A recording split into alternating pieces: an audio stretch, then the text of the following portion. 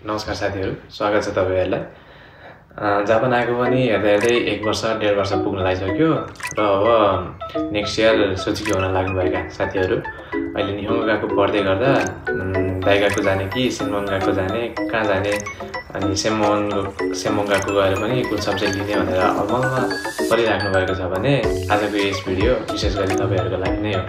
र ढिला नगरिकन आजको यस भिडियोलाई सिधै सुरु गरौँ है त। जापानी भाषा सकेपछि के गर्ने? यदि तपाई नेपालबाट नै ब्याचलर क्लियर गरेर आउनुभएको छ भने बधाई छ तपाईलाई। दाइगाको सेन्मोन यस्तैको झन्झटमा नपरी तपाई सिधै शिशुको भिजामा डाइरेक्ट एप्लाई गर्न सक्नुहुन्छ। र एप्लाई गर्न पनि खासै केही गाह्रो छैन, आफैले पनि गर्न सकिन्छ। लगभग प्राय निहोङ्गोको सेन्सरले पनि अलिकति सहयोग गर्नुहुन्छ र आफै पनि एप्लाई गर्न सक्नुहुन्छ। अब तपाईलाई मन परेको खाइसिया कम्पनीहरुमा आफैले एप्लाई गर्न सक्नुहुन्छ र कसरी एप्लाई गर्ने भन्ने आइडिया छैन भने तपाई तल कमेन्ट गर्न सक्नुहुन्छ। यसको लागि पनि म एउटा छुट्टै भिडियो बनाएर हाल्ने छु। र रह्यो नेपालबाट ब्याचलर क्लियर नगरिकन अब म जस्तै 12 पास गरेर आउनुभएका साथीहरुको लागि अब हामी जाने भनेको बाटो भनेको दुईटा हुन्छ। एउटा युनिभर्सिटी दाइगाको भइहाल्यो र सेन्मोङ्गाको भोकेसनल स्कुल भन्छ के भन्छ। अब युनिभर्सिटी सबैभन्दा पहिला कुरा गरौँ युनिभर्सिटीको है त। दाइगाकोमा चाहिँ प्राय 4 देखि 5 वर्षको कोर्स हुने गर्छ। यसमा चाहिँ सेन्मोङ्गाकोमा भन्दा अलिक गहिरो तरिकाले फरक विषयहरू जस्तै टेक्नोलोजी अनि रिसर्च अनि लेखाइमा चाहिँ अलिक बढी जोड दिइन्छ। त्यसैले फ्युचरको लागि चाहिँ यो एकदम बेस्ट साबित हुन सक्छ। त्यसैले सकेसम्म तपाईँ दाइगाकोलाई नै फर्स्ट प्रायोरिटी राखेर जान सक्नुहुन्छ। अर्को एउटा जेएलपिटी जस्तै एक्जाम रहेको छ जसलाई एजु स्क्यान पनि भन्छ, एक्जामिनेसन अफ जापान युनिभर्सिटी जसलाई ryugakusei स्क्यान पनि भन्छ। त्यो चाहिँ तपाईले जसरी भए पनि एप्लाई गर्नु होला। र यो एजुको एक्जाम चाहिँ जुन र नोभेम्बर गरी वर्षमा 2 चोटिसम्म दिन मिल्छ। तपाईसँग 2 चान्स भएकोले राम्रोसँग एक्जाम दिनु होला। र तपाईलाई अहिले जुन महिनामा अलिक गाह्रो भएको छ भने अलिकति प्रिपेयर गरेर नोभेम्बरमा पनि दिएर राम्रोसँग कटाउनु होला। यदि तपाईँ युनिभर्सिटी जाने सोच गर्नुभएको छ भने तपाईको भाषा एटलिस्ट N2 सम्म चाहिँ हुनै पर्छ है त। मिनिमम N3 भए पनि प्राय गाकोहरुमा चाहिँ एडमिसन लिन्छ। तर प्राय दाइगाकोहरुले चाहिँ यो निहोङ्गो न्युरोसिकेन जेएलपिटी भन्दा पनि एजियुलाई नै बढी मान्यता दिएको हुन्छ। त्यसैले चाहिँ जेएलपिटीमा भन्दा पनि जेएलपिटीलाई पनि फोकस त गर्नुस् कि, तर जेएलपिटीलाई भन्दा एजुकेन हुन्छ नि एजुसिकेनलाई चाहिँ बढी फोकस गरेर राम्रोसँग एक्जाम दिनुहोस् भन्न चाहन्छु। र जापानको जुनसुकै जस्तोसुकै दाइगाको पढे पनि तपाईको 4-5 वर्ष पछाडि वर्किङ भिजा शिशुको भिजा चाहिँ 100% हुन्छ।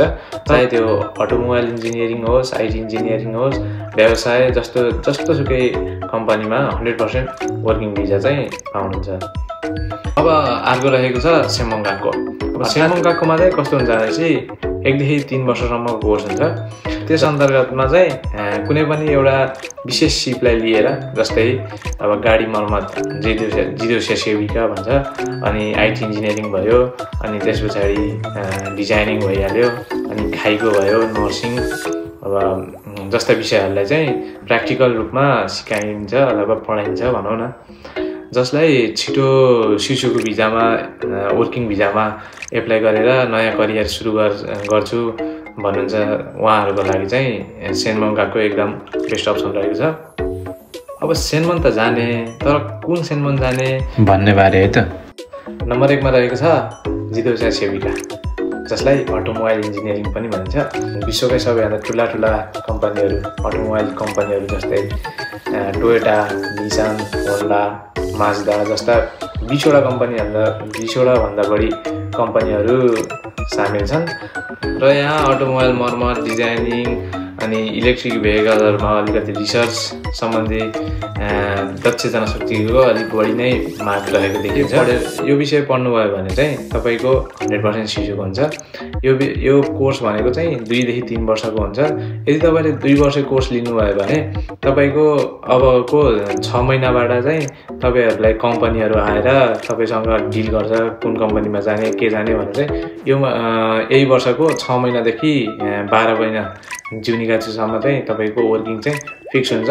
अनि रह्यो तपाईँको 1 वर्ष, त्यो 1 वर्षको अवधिमा चाहिँ तपाईँले जिदोसिया सेविका निक्युको मेन्क्यो चाहिँ तपाईँले लिनुपर्ने रहेछ 1 वर्षमा। यदि तपाईँले जिदोसिया सेविसी निक्युको मेन्क्यो चाहिँ तपाईँले लिन सक्नु भएन भने पनि तपाईँको त्यही कम्पनीमा 100% वर्किङ चाहिँ भइसकेको हुन्छ। त्यसैले तपाईँले वहाँ गएर पढ्दै फेरि जिदोसिया सेविकाको निक्युको लाइसेन्सको लागि तपाईँले फेरि त्यहाँ पनि एप्लाई गर्न सक्नुहुन्छ। र यदि तपाईँलाई पनि गाडी मनपर्छ, प्रविधि सिक्न चाहनुहुन्छ भने जिदोसिया तपाईँहरूको लागि नै हो। मलाई चाहिँ 100% सिउसिउको चाहिएको छ। यो हाकेन गाइसिया यिनीहरूमा दलाल के भन्छ, अब हाम्रो भाषामा भन्छ दलाल लगाइकन 100% सिउसिउको चाहनुहुन्छ भने चाहिँ जिदोसिया रिकमेन्ड गर्न चाहन्छु। र म आफै पनि यही विषय 3 वर्षको कोर्स गर्दैछु अनि धेरै कुराहरू रमाइलो तरिकाले सिक्दैछु। र आगामी भिडियोहरूमा म तपाईँहरूलाई प्र्याक्टिकल क्लास, औजारहरू, मेसिनरी इक्विपमेन्टहरू, जापानी विदेशी विद्यार्थीहरूसँगको अनुभवहरू पनि तपाईँहरूसँग सेयर गर्ने नै छु। अनि कस्तो कस्तो पढाइन्छ, कस्तो के हुन्छ भन्ने कुरालाई चाहिँ म डिटेलमा भिडियो बनाएर तपाईँहरूसँग सेयर गर्नेछु। त्यसको लागि चाहिँ सब्सक्राइब गरेर बेल आइकन टिप्नु होला। नम्बर 2 मा रहेको छ आइटी इन्जिनियरिङ।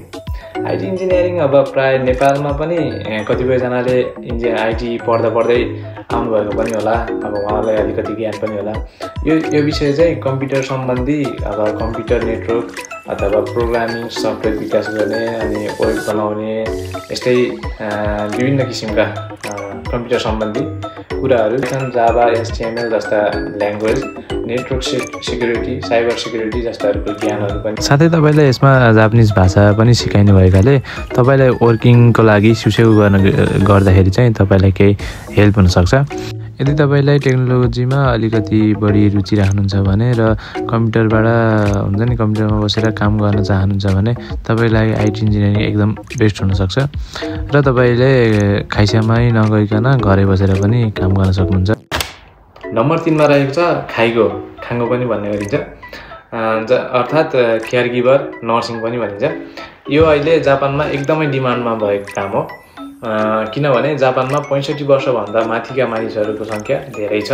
हालको तथ्याङ्क अनुसार जनसङ्ख्याको करिब 30% वृद्धहरू रहेको छन् र ती सबै वृद्धहरूलाई हेरचाह गर्ने मानिसहरूको सङ्ख्या अत्याधिक मात्रामा रहेको हुनाले एकदमै यसको कामको डिमान्ड चाहिँ एकदम हाई नै छ। जापानका मानिसहरूलाई यो कामप्रति खासै चासो नभएको हुनाले विदेशीहरूको लागि एकदमै यो राम्रो अपर्च्युनिटी रहेको छ।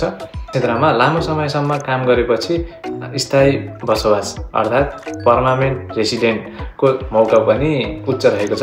र तपाईँलाई सेवा हेरचाह गर्न बढी रुचि छ भने चाहिँ तपाईँहरूको लागि खाइगो एकदम बेस्ट हुनसक्छ। र प्लस तपाईँलाई रेसिडेन्ट कार्ड, अब हामीले त ग्रिन कार्ड भन्छ होइन, अब हाम्रो भाषामा भन्दा चाहिँ ग्रिन कार्ड चाँडै लिन मन छ भने चाहिँ रेसिडेन्ट कार्ड, यहाँको रेसिडेन्ट कार्ड पनि लिने मौका चाहिँ खाइगोमा देखिन्छ है त। नम्बर 4 मा रहेको छ खाङ्को होटेल। यो विषयमा तपाईँलाई पर्यटन, होटल सेवा, अन्तर्राष्ट्रिय अतिथि र ग्राहक सेवा सम्बन्धी ज्ञान र व्यावहारिक सिप पनि सिकाइन्छ। Tour guide, travel planning, travel agency, event planning, international language English र जापानिज पनि पढाइन्छ। तपाईँसँग कम्युनिकेसन स्किल एकदम राम्रो छ र तपाईँ मानिसहरूसँग कुरा गर्न मनपर्छ, विदेशी पर्यटकहरूसँग काम गर्न चाहनुहुन्छ र तपाईँको भाषा इङ्ग्लिस प्लस जापानिज राम्रोसँग सुधार्न चाहनुहुन्छ भने यो विषय तपाईँको लागि एकदम बेस्ट हुन्छ। आज हामीले यस भिडियोमा कुरा गरेका यी सबै विषयहरूले जापानमा भविष्य निर्माण गर्नका लागि उत्कृष्ट अवसरहरू प्रदान गर्ने गरेका छन्। यस्तै विषयहरू रोज्दा तपाईँले आफूले के चाहिन्छ र के कुरामा मनपर्छ भनेर सोच्नु निकै आवश्यक रहन्छ। प्रत्येक क्षेत्रमा आफ्नो व्यक्तिगत रुचि र क्षमता अनुसार अवसरहरू पनि प्रदान गरेको छ, अवसरहरू पनि रहेको छ। त्यसैले आफूलाई मन परेको सब्जेक्ट रोज्नु होला। र आजको लागि यति नै। आजको यस भिडियो के कस्तो लाग्यो त्यसलाई कमेन्ट गर्न नबिर्सनु होला र हामी चाँडै नै नयाँ भिडियोको साथ उपस्थित हुनेछौँ। त्यति बेरसम्मको लागि मलाई पनि बिदा दिनुहोस्। Tata, by by.